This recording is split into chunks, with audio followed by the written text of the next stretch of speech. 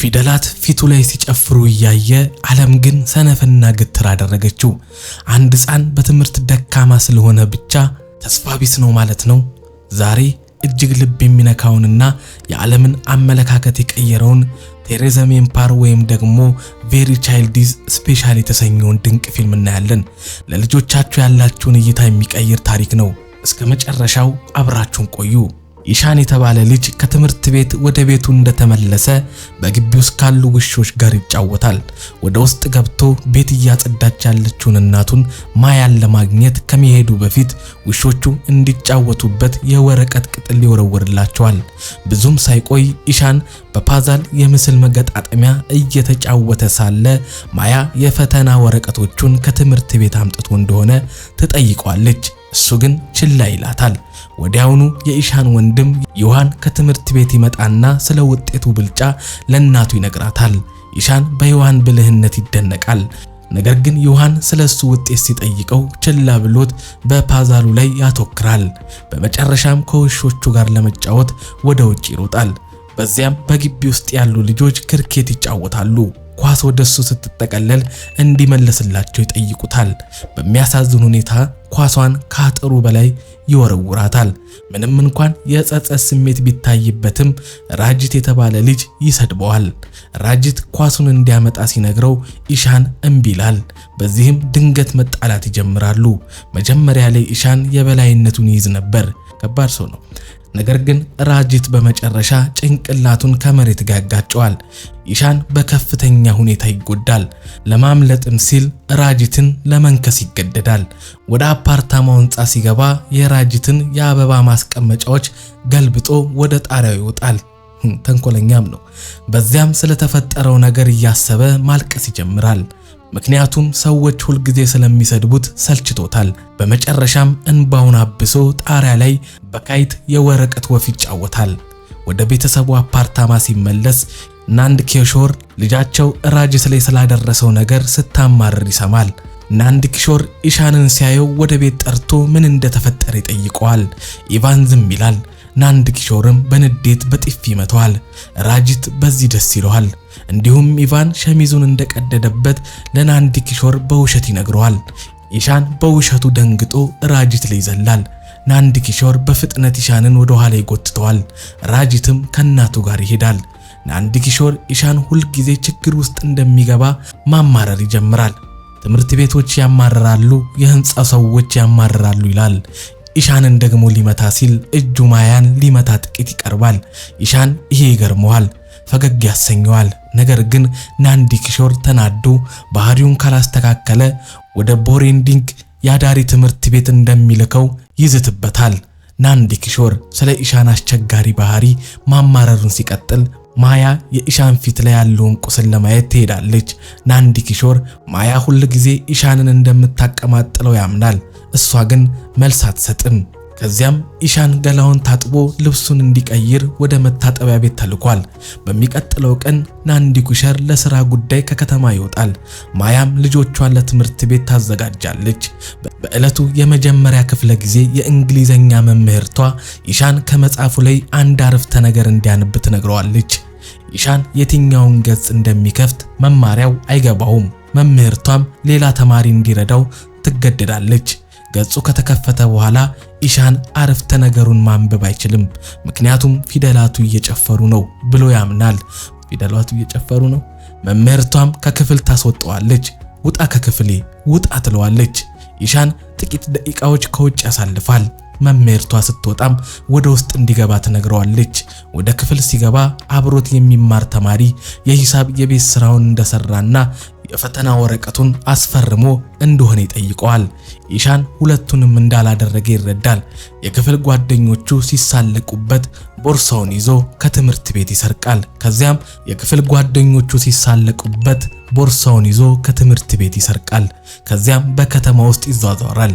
በመጨረሻም የትምህርት ቤት ባስ ይዞ ወደ ቤት ለመመለስ ወደ ትምህርት ቤት ይመጣል። ቤት ሲደርስ ስዕል በመሳል ጊዜውን ያሳልፋል። ዮሐንም በስራው ይደነቃል። ከጥቂት ጊዜ በኋላ ኢሻን የቤት ስራውን ይሰራል። ነገር ግን ማያ ስታየው ስለ ጽሑፉ መጥፎነት ታማርራለች። የጻፋቸውን ቃላት በሙሉ ማለት ይቻላል እንደሳተ ትነግረዋለች። እንዲያስተካክልም ትነግረዋለች።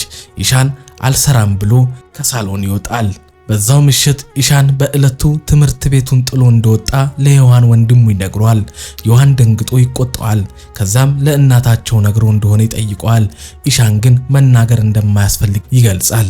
ከዚህ በኋላ እናታቸው እንደጻፈችው አስመስሎ ለመምህሩ የሚሰጥ የውሸት የይቅርታ ማስታወሻ እንዲጽፍለት ዮሐንን ይለምነዋል። እባክህ ዳዳ ወንድሜ እያለ ይለምነዋል። ዮሐን መጀመሪያ እምቢ ይላል። ነገር ግን ኢቫን ሲለምነው በመጨረሻም ይስማማል። በሚቀጥለው ቀን ኢሻን ባለፈው ቀን ለምን እንዳልመጣ ማብራሪያ እንዲሆን የውሸት ማስታወሻውን ለመምህሩ ያሳያል። መምህሩ ይቀበለዋል። ኢሻንም በዚህ ይደሰታል። ብዙም ሳይቆይ ግን መምህሩ ለክፍሉ ፈተና ይሰጣል። ነገር ግን ለኢሻን በጣም አስቸጋሪ ይሆንበታል። በመጨረሻም የክህሎት ወይም ደግሞ የምናብ መንገድ በመጠቀም ጥያቄውን ለመስራት ይሞክራል። ነገር ግን መልሱ ስህተት ይሆናል። ወዲያው የፈተናው ሰዓት ያልቃል። መምህሩም የሁሉንም ወረቀት ይሰበስባል። በሚቀጥለው ቀን ናንዲ ኪሾር ከስራ ጉዞ ይመለሳል። ኢሻንም በመመለሱ ይደሰታል። የሚገረመው ናንዲ ኪሾር የውሸት ማስታወሻውን መሬት ላይ ያገኘዋል። እሱ በሌለበት ጊዜ በኢሻን ላይ የተፈጠረ ችግር እንደነበር ማያን ይጠይቃታል። ማያ ደህና እንደነበር ትነግረዋለች። ማስታወሻውን ስታየው ግን እሷ እንደጻፈችው ትገልጻለች። ናንዲ ኪሾር ደንግጦ ኢሻን እጁ እንዳለበት ይጠረጥራል። ኢሻን ምንም እንኳን ቢፈራም በዚያን ቀን ትምህርት ቤት እንደቀረ ይናገራል። ናንዲ ኪሾር ይናደዳል። ማስታወሻውን ማን እንደጻፈለት ሲጠይቀው ኢሻን ዮሐን እንደረዳው ለመናገር ይገደዳል። ናንዲ ኪሾር ኢሻን እንዲህ አይነት ነገር ማድረጉን ማመን አልቻለም። ማያም ትደነግጣለች። በሚቀጥለው ቀን የኢሻን መምህር ወላጆቹን ወደ ትምህርት ቤት ይጠራሉ። እዚያ እንደደረሱ መምህራኑ ኢሻን በሁሉም ትምህርቶች እየወደቀ እንደሆነ ያማርራሉ። ርዕሰ መምህሯም ኢሻን በሶስተኛ ክፍል ለሶስተኛ ዓመት እንዲቆይ መፍቀድ እንደማትችል ትናገራለች። ናንዲ ኪሾር እና ማያ ኢሻን ወደ ልዩ ትምህርት ቤት ስፔሻል ስኩል ስለመላክ እንዲያስቡ ትነግራቸዋለች። ወደ ቤት ሲመለሱ ናንዲ ኪሾር ርዕሰ መምህሯ ኢቫንን እንደዛ በማለቷ የተናደደ ይመስላል። ማያም ኢሻንን ለመርዳት ስራዋን ጭምር ብትተውም ምንም መሻሻል አለማምጣቱን ታማርራለች። ናንዲ ኪሾር ራሷን እንዳትወቅስ ይነግራታል። ኢሻንን ያየ ምን ማድረግ እንዳለበት እንደሚያውቅ ይናገራል። ቤት ሲደርሱ ናንዲ ኪሾር ላጎቱ ደውሎ ለኢሻን በቦርዲንግ ትምህርት ቤት ቦታ እንዲያመቻችለት ይጠይቀዋል። ማያ በትምህርት ዓመቱ አጋማሽ ላይ መቀበላቸውን ትጠይቃለች። ናንዲ ኪሾርም እንደሚቀበሉት ይናገራል። ማያ ኢሻን ከዚህ በፊት ከቤት ርቆ ስለማያውቅ ትጨነቃለች። ናንዲ ኪሾር ግን በቦርዲንግ ትምህርት ቤት ስርዓት ሲያዝ መልመድ እንደሚችል ይናገራል። ኢሻን ደንግጦ እንዳይልከው አባቱን ይለምነዋል። ነገር ግን ናንዲ ኪሾር ከዲዋሊ በዓል በኋላ ለመውሰድ ይቆርጣል። በዚያው ምሽት ኢሻን መጥፎ ህልም ያያል። በህልሙ ከእናቱ ተለይቶ ባቡር ጣቢያ ውስጥ ብቻውን ሲቀር ያያል። በህልሙ እናቱን እየጠራ ሲፈራ ማያ ልታየው ትመጣለች። ሲነቃ ኢሻን እያለቀሰ ወደ ቦርዲንግ መሄድ እንደማይፈልግ ይነግራታል። እሷ ግን መሄድ እንዳለበት ትነግረዋለች። ማያም ምንም እንኳን ታናሽ ልጇን ወደ ቦርዲንግ መላክ ባትፈልግም በሁኔታው አዝናለች። ከዲዋሊ በኋላ ናንዲ ኪሾር ኢሻንን እንደታቀደው ወደ ቦርዲንግ ትምህርት ቤት ይወስደዋል። ማያና ዮሐናም አብሮ ይከተላሉ። የትምህርት ቤቱ ርዕሰ መምህር ኢሻንን ሲያየው ናንዲ ኪሾር ስለ ልጁ አስቸጋሪነት እንዲነግረው ይጠቅሳል። ትምህርት ቤቱ ለስነ ስርዓት ትልቅ ትኩረት እንደሚሰጥና ከዚህ በፊት ብዙ አስቸጋሪ ልጆችን ማላመድ መግራት ስለቻሉ ናንዲ ኪሾር እንዳይጨነቅ ይነግረዋል። ብዙም ሳይቆይ ናንዲ ኪሾርና ቤተሰቡ ይሄዳሉ። ኢሻን መኪናው ከትምህርት ቤቱ ሲወጣ እያየ እንባውን ይቆጣጠራል። ማያና ዮሐንም ኢሻንን ጥለው በመሄዳቸው ያዝናሉ። ነገር ግን ሊያደርጉት የሚችሉት ነገር የለም። እስከዚያው ድረስ መምህሩ ኢሻን ወዲያው ልብሱን በመቀየር ወደ መኝታ ክፍሉ ያመራሉ። እዚያ እንደደረሰ ግን አልጋው ላይ ተቀምጦ ስለ ቤተሰቡ ማሰብ ይጀምራል። በመጨረሻም ርዕሰ መምህሩ ከጓደኞቹ ጋር ካፍቴሪያ ሄዶ እራት እንዲበላ ልብሱን እንዲቀይር ያስገድዱታል። እዚያ ሲደርስ ግን ኢሻን ዝምታን መርጦ ሌሎች ልጆች እየበሉ እሱ ግን ምግቡን ብቻ ትኩር ብሎ ይመለከታል። በዚያው ምሽት ሁሉም ተኝተው እያለ ኢሻን ለማልቀስ ወደ መታጠቢያ ቤት ይሄዳል። ከጥቂት ቆይታ በኋላ እንባውን አብሶ ለመተኛት ወደ አልጋው ይመለሳል። በሌላ በኩል ማያ ወደ ቤት ተመልሳ ወደ ኢሻን ክፍል ትገባለች። በክፍሉ ስትመለከትም ኢሻን ከቤተሰቡ እንዴት እንደተለየ የሚያሳይ ስዕል ያለበት ማሰሮ ታገኛለች። ማያ ይህንን ስታይ ታዝናለች። ኢሻንን ወደ ቦርዲንግ በመላካቸው ትክክለኛ ውሳኔ ስለመወሰናቸውም ትጠራጠራለች። በማግስቱ ጠዋት ኢቫን ወደ ክፍል ይሄዳል። ቲዋሪ የተባለ መምህርም ለሁሉም ያስተዋውቃል። እንዲሁም ኢሻን ከክፍሉ አንደኛ ከሆነው ራጅን አጠገብ ፊት ለፊት እንዲቀመጥ ያደርገዋል። ብዙም ሳይቆይ ቲዋሪ ራጅን አንድ አንቀጽ እንዲያነብ፣ ኢሻን ደግሞ የጸሐፊውን እይታ እንዲያብራራ ይነግረዋል። ራጅን አንብቦ ከጨረሰ በኋላ ኢሻን መልሱን ይሰጣል። ነገር ግን ቲዋሪ ኢሻን የማይረባ ነገር እያወራ እንደሆነ ያስባል። ኢሻን በዚህ ተስፋ ይቆርጣል። እስከ ክፍለ ጊዜው ማብቂያም ዝም ይላል። ክፍለ ጊዜው ካለቀ በኋላ ራጅን ለኢሻን መልሱ ትክክል እንደነበረ ይነግረዋል። ነገር ግን ቲዋሪ ተማሪዎች በመጽሐፉ ላይ እንደተጻፈው ብቻ እንዲመልሱ እንደሚፈልግ ይገልጽለታል። አብረው ከክፍል ሲወጡ ኢሻን ራጅን ሁልጊዜ አንደኛ እየወጣ ለምን በቦርዲንግ እንደገባ ይጠይቀዋል።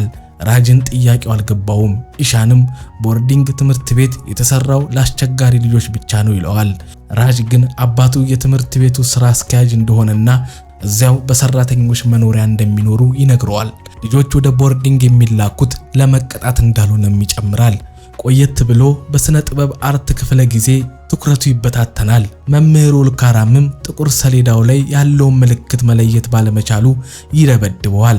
በሚያሳዝን ሁኔታ በሌሎች ክፍለ ጊዜዎች ነገሮች ለኢሻን አልተሳኩም። በቀድሞ ትምህርት ቤት የነበረበት ቃላት መለየትና ማንበብ አለመቻል ችግር እዚህም ይቀጥላል። ከቀናት በኋላ በሁኔታው ተበሳጭቶ ለማልቀስ ወደ መኝታ ክፍሉ ይሮጣል። የሚገርመው ናንዲኩሸር፣ ማያና ዮሐን እሱን ለማየት መጥተው ነበር። እሱ ግን እነሱን ከማግኘት ይልቅ ከክፍሉ ወጥቶ ወደ ባስኬትቦል ሜዳ ይሮጣል። ወላጆቹና ወንድሙ ይህ አልገባቸውም። ወዴት እንደሚሄድ ግራ ጋብቷቸው ሳለ በሜዳው ዙሪያ ዝም ብሎ ሲሮጥ ያዩታል። ከጥቂት ጊዜ በኋላ ከዮሐን ጋር ይቀመጣል። ነገር ግን ምንም አይናገርም። በዚያው ቅጥፈት ናንዲኩሸር ኢሻን ለአንድ ቀን ብቻ ይዞት እንዲወጣ ከርዕሰ መምህሩ ፍቃድ ያገኛል። ሆቴል እንደደረሱ ዮሐን የገዛለትን የመሳያ ቀለሞች ለኢሻን ይሰጠዋል። እሱ ግን በማየቱ ምንም ደስታ አይታይበትም። ዮሐን በዚህ ይከፋል። እንዲሁም ኢቫን እስካሁን ምንም ቃል ስላልተናገረ ይጨነቃል። በማግስቱ ኢሻን ወደ ትምህርት ቤት ይመለሳል። ዮሐን የሰጠውን የቀለም ስብስብ በጠረጴዛው መሳቢያ ውስጥ ያስቀምጠዋል። በመጨረሻም ወደ መኝታ ክፍሉ ጣሪያ ላይ ይወጣል። ከዛም በጣም ጠርዝ ላይ ሲቆም ራጅን አይቶት ይደነግጣል። ኢቫን በመጨረሻም ከጠርዙ ይርቃል። ራጃንም ለምን ያህል እንደተጠጋ ተጨንቆ ይጠይቀዋል። ራጃን በመቀጠል መምህር ሁልካር ለተወሰነ ጊዜ ስለማይኖር ትምህርት ቤቱ ተለዋጭ የሥነ ጥበብ መምህር መቅጠሩን ይነግረዋል። ወደ ክፍል ሲገቡ አዲሱ መምህር ራም እንደ አዝማሪ ለብሶ ከልጆች ጋር ይጫወታል። ሁሉም በእሱ መምጣት ደስተኛ ይመስላሉ። ኢሻን ግን ጓደኞቹ ከራም ጋር ሲጨፍሩ እርሱ ምንም ሳይሰማው ዝም ብሎ ይቀመጣል። ከጥቂት ቆይታ በኋላ ራም ለልጆቹ በአእምሯቸው የመጣላቸውን ማንኛውንም ነገር በወረቀት ላይ እንዲስሉ ይነግራቸዋል። ስራቸውን ሲመለከትም ምንም ሳይል የቀረው ኢሻን ብቻ መሆኑን ያስተውላል። ራም ኢሻን ገና ሐሳብ እየፈለገ ነው ብሎ በማመን የሌሎችን ስዕል ለማየት ይሄዳል። ሁሉም ስዕላቸውን ሲጨርሱ ራም ወደ ኢቫን ጠረጴዛ ሲመለስ ወረቀቱ አሁንም ምንም እንዳልተነካ ያያል። ገርሞት ችግር አለ ብሎ ይጠይቀዋል። ኢቫን ግን አይመልስም። ራም ስሙን ሲጠይቀውም ኢቫን ዝም ይላል። ራጃን ግን ለመምህሩ ስሙን ይነግረዋል። በዚያው ቀን ኢቫን በከፍተኛ ድብርት ውስጥ ሆኖ በትምህርት ቤት ውስጥ ያለው የውሃ ኩሬን ትኩር ብሎ ሲመለከት ይቆያል። ወዲያው መኝታ ክፍሉ ሲመለስ ርዕሰ መምህሩ እናቱ እየደወለችለት እንደሆነ ይነግሩታል። ኢቫን ስልኩ ለመመለስ ወደ አስተዳደር ቢሮ ይሄዳል። ነገር ግን ማያና ዮሐን ሊያናግሩት ሲሞክሩ ስልኩን ጥሎት ይሄዳል።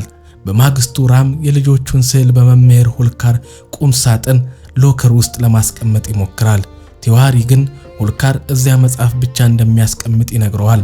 ስዕሎቹ ምንም ጥቅም ስለሌላቸው ለልጆቹ እንዲመልስላቸው ይነግረዋል። ራም በዚህ ደነግጣል።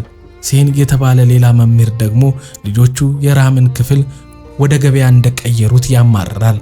ራም ልጆች ራሳቸውን እንዲገልጹ ሊፈቀድላቸው ይገባል ቢልም ሴን ግን ርዕሰ መምህሩ የሚፈልጉት ስነ ስርዓት እንደሆነ ይገልጻል። ቲዮሪ በመቀጠል በዚህ ትምህርት ቤት ያሉ ልጆች ጤነኛ መሆናቸውን ራብ ከሚያስተምርበት የቲውሊፕ የአካል ጉዳተኞች ትምህርት ቤት ልጆች የተለዩ መሆናቸውን ይናገራል። ራም ይህንን ሲሰማ ይደነግጣል። ቲዮሪ ግን አካል ጉዳተኛ ልጆች ምንም ቢማሩ ስኬታማ ሊሆኑ እንደማይችሉ ማውራቱን ይቀጥላል። ሲንም በቦርዲንግ ያሉ ልጆችን ከማስጨፈር ይልቅ ዓለምን እንዲጋፈጡ ማሰልጠን እንዳለባቸው ይናገራል። ራም በሐሳባቸው ቢደነግጥም ዝም ብሎ በቀልድ ያልፈዋል። ከጥቂት ጊዜ በኋላ ወደ ውጭ ሲወጣ ኢቫን ከክፍሉ ውጭ ተንበርክኮ ያየዋል። ምን ሆነ ነው ብሎ ሲጠይቀው ኢቫን ራምን ላለማናገር ወደ በሩ ይጠጋል።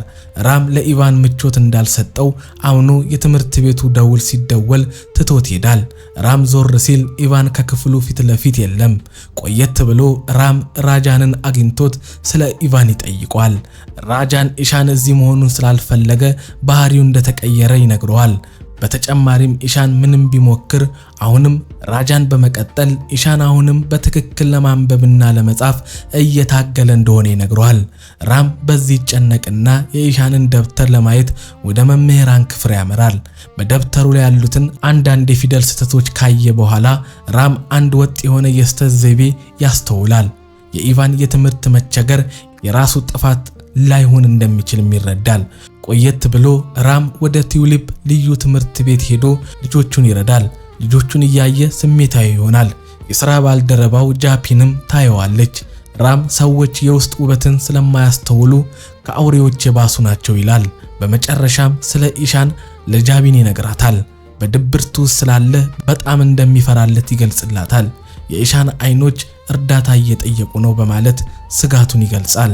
ወደ መጀመሪያ አካባቢ ኢቫን ምላችሁ ኢሻንን እንደሆነ ወቁ፣ ስተት ነው። በማግስቱ ራም የኢሻንን ወላጆች ይጎበኛል። የድሮ ደብተሮችን ለማየትም ይጠይቃል። ደብተሮቹን ሲፈትሽ አዲሱ ትምህርት ቤት ባያቸው ደብተሮች ላይ የነበረውን አይነት ተመሳሳይ የስተት ዘይቤ ያያል። በአንዱ ደብተር ውስጥ ስዕል አይቶ ይጠይቃል። ማያ የኢሻን ስዕል እንደሆነ ስትነግረው ራም ይደነግጣል። ማያ ወደ ኢሻን ክፍል ወስዳ የሳላቸውን ስዕሎች በሙሉ ታሳየዋለች። ኢሻን ከቤተሰቡ ተለይቶ የሚታይበትን ስዕልም ያያል። ራም አዝኖ ውሃ እንዲሰጡት ይጠይቃል። ውሃውን ከጠጣ በኋላ ለምን ኢሻንን ለቀቃችሁት? ለምን ሰደዳችሁት? ብሎ ይጠይቃቸዋል። ናንዲ ኪሾርም ኢሻን ለሁለተኛ ጊዜ ሶስተኛ ክፍል መውደቁን እንዲሁም አመፀኛና የማይታዘዝ መሆኑን እያነሳ ያማርራል። ራም እኔ እየጠየቅኩ ያለሁት እውነተኛውን ምክንያት እንጂ ምልክቶቹን አይደለም ይላቸዋል። ናንዲ ኪሾር ግራ ይጋባል። ራም ምን ማለቱ እንደሆነ ሲጠይቀው በኢሻን ደብተሮች ላይ ያስተዋላቸውን ምልክቶች ለማያ ያሳያታል። ኢሻን ፊደላትን በመለየት ረገድ ግልጽ የሆነ ችግር አለበት ይላቸዋል። ኢቫን ዲስኬሌሲያ አለበት፣ ያው የህመም አይነት መሰለኝ። ናንዲ ኪሾር ግን ይሄ ለልጁ ደካማ ውጤት እንደ ሰበብ የተፈጠረ ይመስላል። ራም በዚህ አዝኖ አንድ ካርቶን ያነሳና ናንዲ ኪሾር በላዩ ላይ ያሉትን የቻይና ቃላቶች እንዲያነብ ይነግረዋል። ናንዲ ኪሾር አልችልም ቢልም ራም ግን እንዲያነብ ይገፋፈዋል። ወዲያውኑ ናንዲ ኪሾር ራም ምን እያደረገ እንደሆነ ይረዳል። ራም ኢሻንም እያጋጠመው ያለው ተመሳሳይ ችግር ነው ይለዋል። ኢሻን ያለበትን ድክመት ለመሸፈን አመፀኛ ሆኖ እንደሚታይ ይገልጻል። ናንዲ ኪሾር ልጅ ጤነኛ አይደለም ማለት ነው ብሎ ይጠይቃል። ራም ግን ከኢሻን ስዕሎች መረዳት እንደሚቻለው ልጁ በጣም ብሩህ አእምሮ እንዳለው ይናገራል። ናንዲ ኪሾር ግን በስዕል ችሎታው ብቻ በዓለም ላይ ተወዳዳሪ ሊሆን አይችልም በማለት ሐሳቡን አይቀበለውም። ራም እንደገና አዝኖ ብዙ ሰዎች የማይረዱት ነገር ልጆች የተለያየ ችሎታ፣ ፍላጎትና ህልም እንዳላቸው ነው ይላል። ሰዎች ልጆቻቸውን የማይፈልጉትን ነገር እንዲያደርጉ በማስገደድ እንደሚሰብሯቸው ይናገራል። ማያ ይህንን በመስማቷ ታዝናለች። ራም ከሄደ በኋላ ኢሻን ትንሽ ልጅ እያለ የተቀረጹ ቪዲዮዎችን በማግስቱ ራም በቲውሊፕ ትምህርት ቤት ጃፒንን አግኝቶ ከኢሻን ወላጆች ጋር ስላደረገው ንግግር ይነግራታል። ናንዲ ኪሾር ልጁን እንደ ውድቅ አድርጎ ለመሳል መሞከሩ በጣም አበሳጭቶታል። በሚቀጥለው ቀን በትምህርት ቤት ራም ለኢሻን የድሮ ስዕል ደብተሩን ያሳየዋል። ኢሻን ይደነግጣል። ራም እንዴት ሊያገኘው እንደቻለ ግራ ገብቶ ሳለ መምህሩ ወደ ክፍል ፊት ለፊት ወጥቶ እንደ አልበርት አንስታይንና ቶማስ ኤዲሰን ያሉ ታላላቅ ሰዎች በልጅነታቸው ማንበብና መጻፍ ይቸገሩ እንደነበር ይተርክላቸዋል። ኢሻን በክፍለ ጊዜው በንቃት ይሳተፋል። ራም በሚናገረው ነገርም በጣም ይደሰታል። ራም በማንበብና በመጻፍ ይቸገሩ የነበሩ ታላላቅ ሰዎች በሰዎች ይሳለቅባቸውና ይሰደቡ እንደነበር ይነግራቸዋል። ቢሆንም ግን ጸንተው በመቆም ዓለምን መለወጥ እንደቻሉ ይገልጻል። ከዚያም የዕለቱን ትምህርት ለነዚያ ሰዎች መታሰቢያ እንዲሆን በማድረግ ተማሪዎቹ ወደ ውጭ ወጥተው ያገኙትን ነገር በመጠቀም የፈለጉትን እንዲሰሩ ይነግራቸዋል። ሁሉም ወደ ውጭ ሲወጡ ራም ኢሻንን ጠርቶ ስለ ዲስሌክሲያ ሲያወራ ያልተጠቃ ሰው እንዳለ ይነግረዋል። ራም ራሱ በልጅነቱ ማንበብና መጻፍ ይቸገር እንደነበር ለኢሻን ይነግረዋል። አባቱ ሁልጊዜ ውድቅ ትሆናለህ ይለው እንደነበርና በእሱ ፈጽሞ አምኖበት እንደማያውቅ ይገልጽለታል። ኢሻን ወደ ቤት ሄደ ነበር ብሎ ይጠይቋል። ራምም አዎ ብሎ ይመልስለታል። ብዙም ሳይቆይ ተማሪዎች የተለያዩ ነገሮችን መስራት ይጀምራሉ።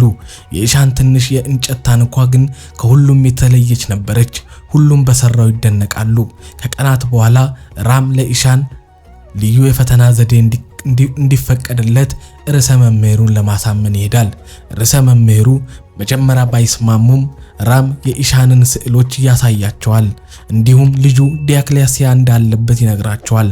በቃል እንዲፈተን ከተፈቀደለት እሱ ደግሞ ቀስ በቀስ ንባብና ጽፈት እያስተማረ ከክፍሉ ጋር እንዲደርስ እንደሚያደርገው ቃል ይገባል። ርዕሰ መምህሩ በመጨረሻ ይስማማሉ።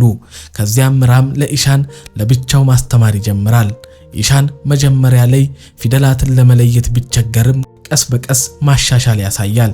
ከጥቂት ጊዜ በኋላ ራም በትምህርት ቤት ውስጥ ለመምህራንና ለተማሪዎች የስዕል ውድድር ለማዘጋጀት ፍቃድ ያገኛል። በዚያው ቀን ናንዲ ኩሸር ወደ ትምህርት ቤት መጥቶ ራምን ያገኘዋል። ናንዲ ኩሸር የመጣው ሚስቱ ስለ ዲስሌክሲያ ምርምር እያደረገች መሆኑን ሊነግረው እንደሆነ ይገልጻል። ራም ይህንን ለምን ትነግረኛለህ ብሎ ይጠይቀዋል። ናንዲ ኩሸር እኛ ለልጆቻችን እንደምናስብ እንድታውቅልን ፈልጌ ነው ይላል። ራም ግን ስለ ዲስሌክሲያ ማንበብ ብቻ የምታረጋግጠው ነገር የለም ይለዋል። ነገር ግን ለልጁ እንደሚያስብ ማወቁ ጥሩ እንደሆነ ይነግረዋል። ናንዲ ኩሸር በንግግሩ ይጸጸታል። ናንዲ ኩሸር ሊወጣ ሲል ራም አንድ ታሪክ ይነግረዋል። ራም ለናንዲ ኩሸር አንድ ዛፍ መቁረጥ ሲፈልጉ በስድብና በርግማን በማጥቃት ዛፉ በራሱ እንዲደርቅና እንዲቦት የሚያደርጉ የአንድ ጎሳን ታሪክ ይነግረዋል። የሚገርም ነው። ይህም ማለት ናንዲ ኩሸር ኢሻንን ሁልጊዜ ዝቅ በማድረግ ሲሰድበውና ሲያዋርደው እንደነበረ የሚያሳይ ሲሆን ናንዲ ኩሸር በዚህ ተጸጽቶ አዝኖ ይሄዳል። በማግስቱ ጠዋት ኢሻን በማለዳ ተነስቶ በጥሩ ሁኔታ ተኩሎና ተዘጋጅቶ ከመኝታ ክፍሉ ይወጣል። ቆየት ብሎ በዚያው ቀን ተማሪዎች መምህራንን በሙሉ ራም ወዳዘጋጀው የስዕል ውድድር ቦታ ያመራሉ። ጃቢንም ከእንግዶች አንዷ ሆና ትመጣለች። ኢሻንንም ለማግኘት ራምን ትጠይቋለች። ራም ገና እንዳልመጣ ይነግራታል። ራጃንም ስለ ጓደኛው ሲጠይቀው ኢሻን ሁሉም ሳይነቁ በማለዳ ከመኝታ ክፍሉ እንደወጣ ይነግረዋል። ራም ግራ ቢጋባም ኢሻን እንደሚመጣ ተስፋ ያደርጋል። ቲዋሪና ሌሎች መምህራን ውድድሩ ቦታ ደርሰው ትምህርት ቤቱ ውስጥ ታይቶ በማያውቅ ሁኔታ ራም እንዲሳተፉ ስላደረጋቸው ይቀልዳሉ። ከጥቂት ቆይታ በኋላ የውድድሩ ልዩ እንግዳ ዋና ዳኛ የሆነችው ላካሚ ትመጣለች። ራምም ከርዕሰ መምህሩ ጋር ያስተዋውቃታል። ከዛም ኢሻንን ፍለጋ ቢዞርም አሁንም ሊያገኘው አልቻለም። ሌሎች ልጆችን ቢጠይቅ እንዳላዩት ይናገራል። ብዙም ሳይቆይ ውድድሩ ይጀመራል። ሁሉም ተማሪዎች መሳል ይጀምራሉ። ራም ስለ ኢሻን አለመምጣት ተጨንቆ ሳለ ኢሻን በድንገት ብቅ ይላል። ራም በደስታ ወረቀት ይሰጠዋል። የሚቀመጥበት ቦታ ያሳየዋል። ነገር ግን ኢሻን ለራሱ የሚመቸውን ቦታ መርጦ ይቀመጣል። በመቀጠልም ዮሐን የሰጠውን የቀለም ስብስብ አውጥቶ መሳል ይጀምራል። ራም ኢሻን ሲስል ትኩር ብሎ ይመለከተዋል። እሱም በራሱ በኩል ለውድድሩ የሚሆን ስዕል መሳል ይጀምራል። ብዙም ሳይቆይ ኢሻን ስራውን ያስረክበዋል። ራም በስራው ይደነቃል። ኢሻን የራምን ስዕል ለማየት ሲሄድ ራም የሳለው የኢሻንን ምስል እንደሆነ ያያል። ይህ ኢሻንን በጣም ስሜታዊ ያደርገዋል። ራምን በፈገግታ ይመለከተዋል። ሁሉም ስራቸውን ካስረከቡ በኋላ ርዕሰ መምህሩ መድረክ ላይ ወጥተው መምህራንን ጨምሮ ተሳታፊዎቹን በሙሉ ያመሰግናሉ። በመቀጠልም ራም በትምህርት ቤቱ ቋሚ የሥነ ጥበብ መምህር ሆኖ መሾሙን ያበስራሉ። ተማሪዎቹ በሙሉ በዚህ ደስተኛ ሆነው አብሮ ይደሰታሉ።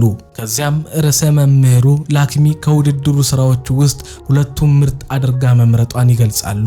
ከመካከላቸውም አንዱ በትምህርት ቤቱ ዓመታዊ መጽሔት ላይ ሽፋን ላይ እንዲወጣ መመረጡን ይናገራሉ። አሸናፊው ማን ሊሆን እንደሚችል በጉጉት ሲጠባበቁ ርዕሰ መምህሩ ኢሻን አሸናፊ መሆኑን፣ ራም ደግሞ ሁለተኛ መውጣቱን ያውጃሉ። ራም በዚህ ደስተኛ ሲሆን ኢሻን ግን ማሸነፉን ማመን አቅቶታል። በማፈር ስሜት ውስጥ ሆኖ ሳለ ጓደኞቹ እንዲነሳና ሽልማቱን እንዲቀበል ያበረታቱታል። ኢሻን ሽልማቱን ከተቀበለ በኋላ ስሜታዊ ሆኖ እየሮጠ ሄዶ ራምን ያቅፈዋል። ራምም እንባውን ለመቆጣጠር ይታገላል። ከጥቂት ጊዜ በኋላ የኢሻን ወላጆች ለእረፍት ሊወስዱት ይመጣሉ። ርዕሰ መምህሩ የኢሻን ስዕል በመጽሔቱ ሽፋን ላይ መውጣቱን ያሳያቸዋል። ርዕሰ መምህሩ ኢሻን በጣም ተሰጥኦ ያለው ልጅ እንደሆነና እሱም በመሳሰሉ ልጆች ትምህርት ቤት ውስጥ በማግኘታቸው ደስተኛ መሆናቸውን ይገልጻሉ።